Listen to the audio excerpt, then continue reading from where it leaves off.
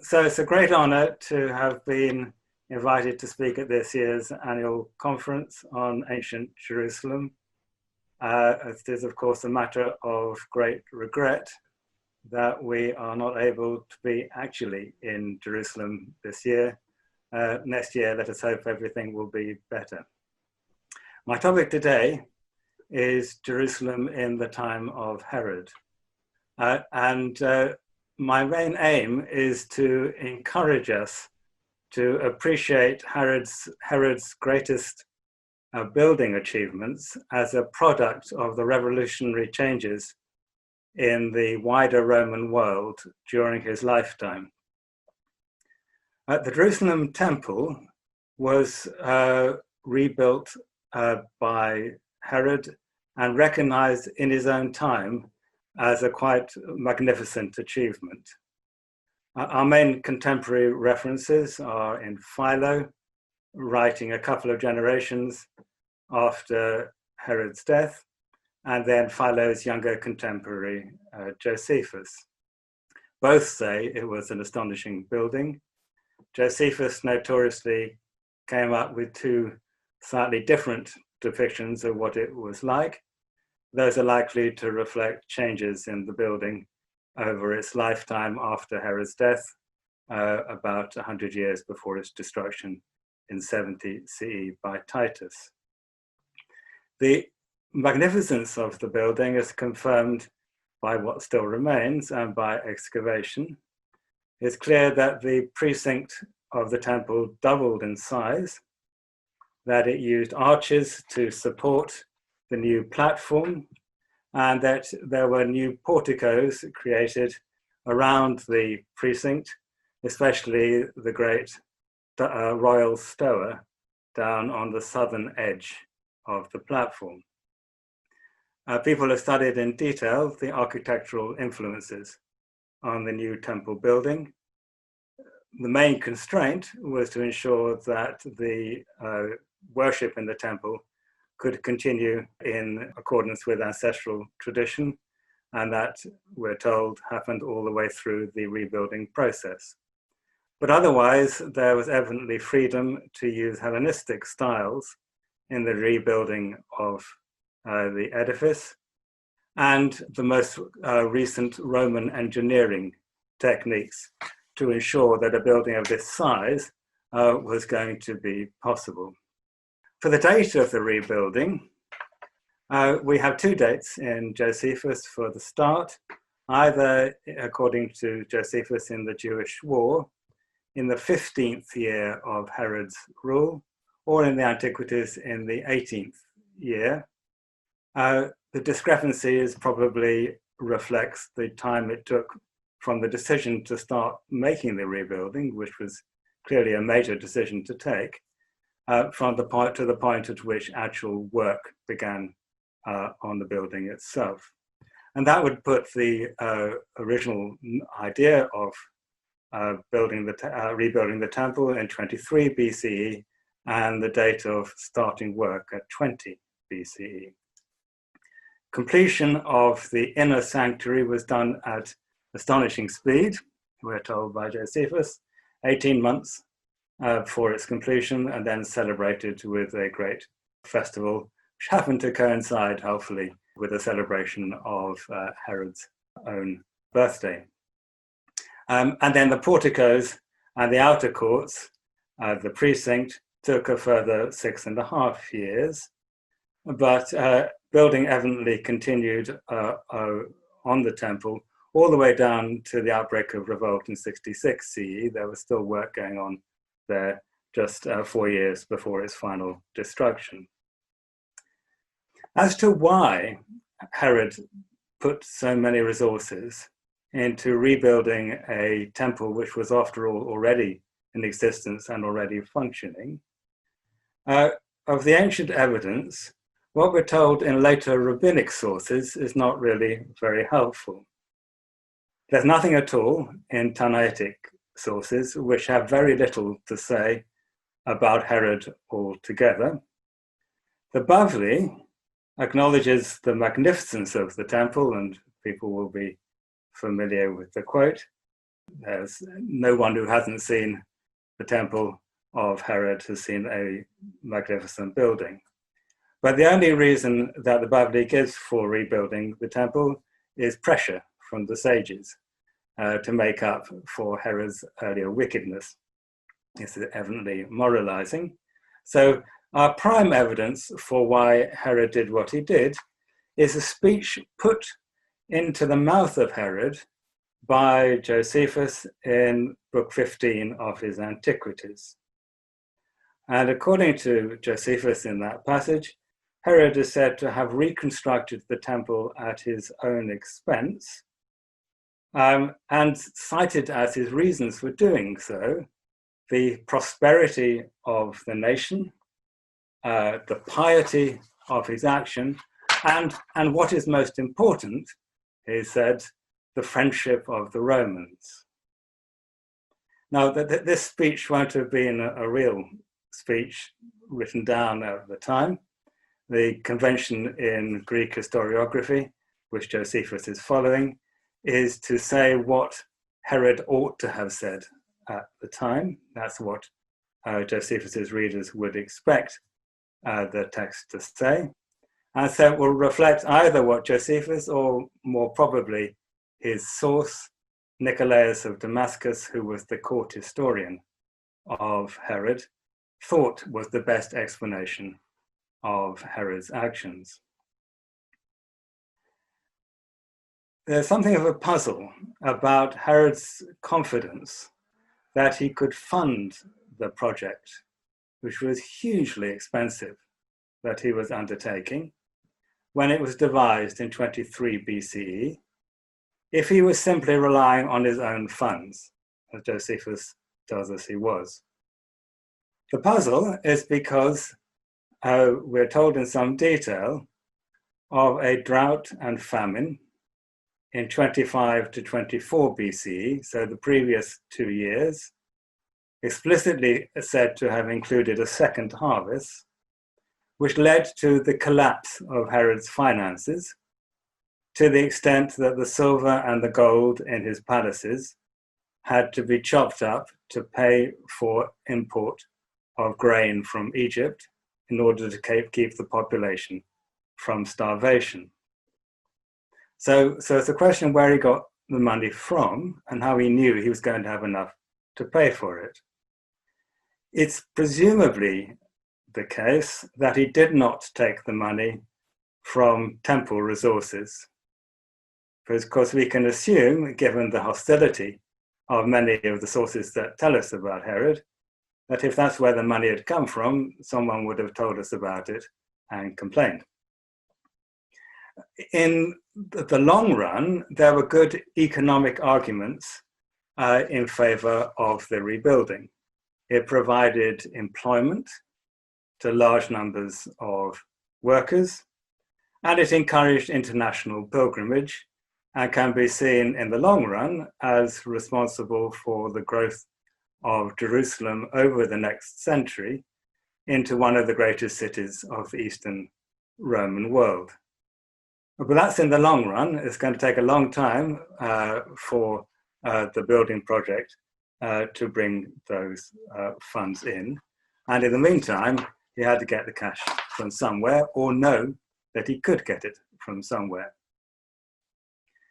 So the most likely explanation of Herod's confidence that he would get the funds required is the knowledge that he would have the support of the Roman Emperor Augustus in his project, and that he would be able to rely on Augustus to provide him with opportunities to raise funds by lucrative concessions, such as the right to collect taxes in Syria and probably elsewhere in the Eastern Empire, such as Lycia and Cilicia. These are all attested from 20 BCE onwards explicitly in Josephus's account of Herod's rule. So the obvious question is why Herod could assume that Augustus would approve of such massive expenditure on the temple of the Jews. Well, the clue I'm going to suggest lies in the revolution within the Roman world over the past quarter of a century. The civil war, which broke out in 49 BCE between Caesar and Pompey, ended eventually in 31 BCE with the victory of Octavian, the future Emperor Augustus, at the Battle of Actium. At the end of that civil war, which convulsed the whole of the Mediterranean world, there was autocracy. So Octavian ended up in sole power rather than sharing power with his fellow Roman aristocrats. It led to the militarization of much of the Roman Empire and the self-representation of Octavian as first among equals, so a disguising of his autocracy, which in 27 BCE he accomplished by claiming to have restored the Roman state to its past prosperity and taking up the name Augustus, which means revered one. The cultivation of this image of Augustus as the revered leader who is simply there in power because he's the best person around was carefully looked after by Augustus down to his death in 14 CE. In many ways, his success is a product of his long rule. If you live long enough, eventually people start believing what you're saying. People forgot that he came to power by killing very large numbers of Romans. It was consolidated by extensive building in Rome, which celebrated his new power, and the name Augustus widely advertised on coins and inscriptions. But it was especially celebrated by encouraging the worship of Augustus, along with the city of Rome, what modern scholars call the Imperial Cult. Now, in 20th BCE, the time what we're talking about, this imperial cult was still in the very early stages of evolution. It's only just started. Before 27 BCE, it is true that just the year before, there had begun being worship of Augustus, along with Roma in Asia Minor.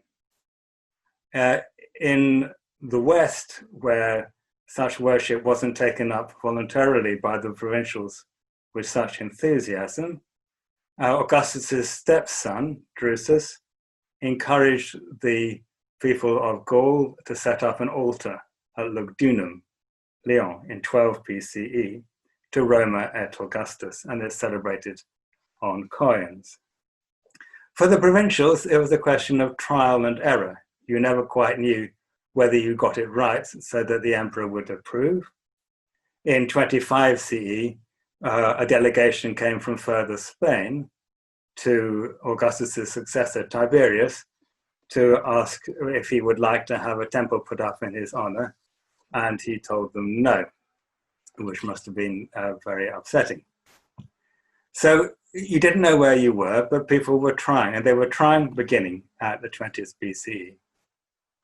Herod and his rule should be seen as part of this Roman revolution. Herod's father, Antipater, was a Roman citizen. Herod himself almost certainly was a Roman citizen. Can't be absolutely certain, but his descendants were, and his father was. Almost certainly he was too. He was appointed king of Judea in 40 BCE by the Senate and people of Rome, in Rome. And he celebrated his appointment by sacrificing to Jupiter on the Capitol in Rome. And because he was not from the ancient Judean dynasty of the Hasmoneans, he was entirely dependent on Rome for his power in Judea. Indeed, his conquest of Jerusalem in 37 BCE was achieved only through Roman forces. and his fellow general in the siege of Jerusalem, the Roman general Sosius, celebrated a triumph for his victory in Rome in 34 BCE. Herod's support for Mark Antony in the civil war leading up to the Battle of Actium required him to be extra loyal to Octavian when Octavian remained victorious at the end of the civil war. And that's why Herod was the earliest ruler in the Eastern Empire to celebrate the new name of Octavian by founding the city of Sebaste already in 27 BCE on the site of Samaria. Sebastos, meaning revered, is the Greek term for Augustus in Latin. So that's what he's celebrating. And Herod also, from the start, began celebrating the Imperial Cult. So Sebaste in 27 BCE already had a temple to Augustus on an artificial platform at the center of the city.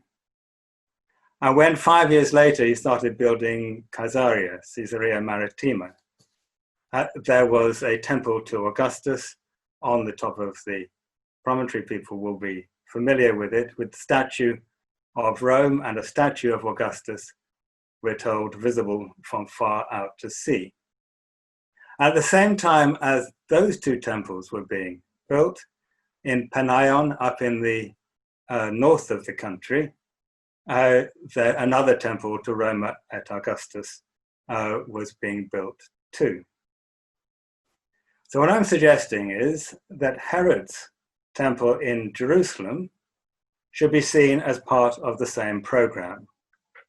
That is, just as Greeks in Asia Minor incorporated the worship of Rome and Augustus into their existing religious structures, so in the same way, Herod incorporated Augustus into the worship of the Jewish God with the full support of Augustus himself.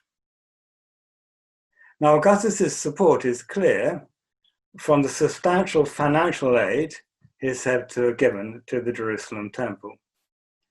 And the evidence for that is explicit in the account in Philo, in the embassy to Gaius, talking to the grandson of Augustus about the costly dedications to the temple that Augustus had given, in contrast to Gaius, who in 40 CE was attempting to put a statue of himself into the temple and to desecrate it.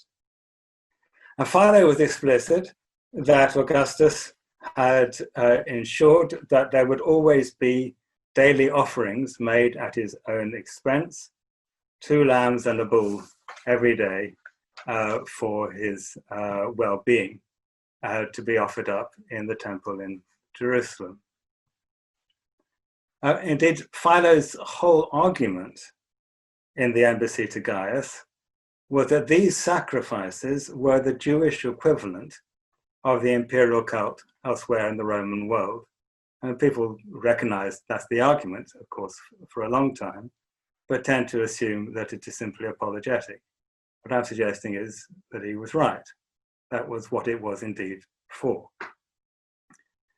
Augustus' support can also be deduced from the enthusiastic support of his closest friend and ally, Marcus Vipsanius Agrippa, in 15 BCE, also by this stage, Augustus's son-in-law.